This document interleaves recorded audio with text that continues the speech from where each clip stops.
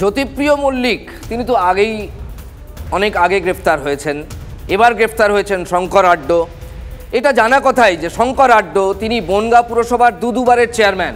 একবার তার নিজের দলের কাউন্সিলররাই তার বিরুদ্ধে বিদ্রোহ করে ফেলেছিলেন, কি না তিনি একার ইচ্ছায় মর্জি মাফিক পুরসভা চালান, এই রকম একটা অভিযোগ তার বিরুদ্ধে উঠেছিল। এনিওয়েজ, এখন জ্যোতিপ্রিয় মল্লিকের পরিবার তারা যা বলেছেন আপনাদের আমরা আগেই শুনিয়েছি।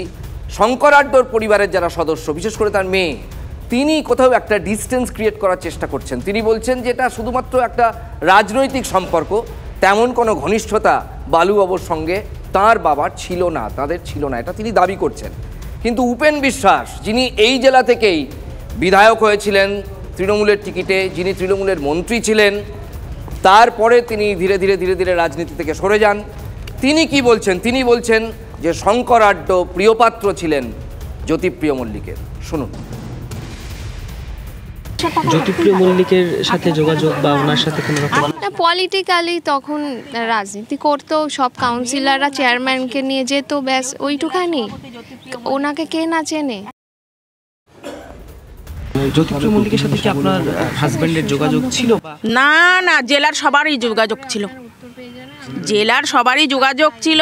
উনি জেলার সভাপতি, আমরা কাউন্সিলররা, চেয়ারম্যান আমরা সবাই মিলেই ওনার সঙ্গে গিয়ে কথা বলতাম জেলার উন্নয়নের জন্যে।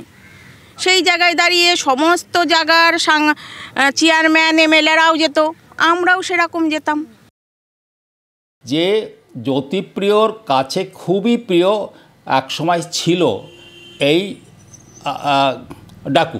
আস্তে আস্তে সে এত বড় ওর কাছে চলে গেল, ও খুবই ওর ঘনিষ্ঠ ছিল এবং সেই ঘনিষ্ঠতা 2000 সালে আমাকে হারানোর জন্য তার এই শঙ্কর ছিল বা আড্ড ছিল তার মেইন প্লেয়ার। তদন্তে যে কি বেরোবে সেটা তো বলা যাবে না, কিন্তু ওর কাজকর্ম অনেক বিস্তৃত।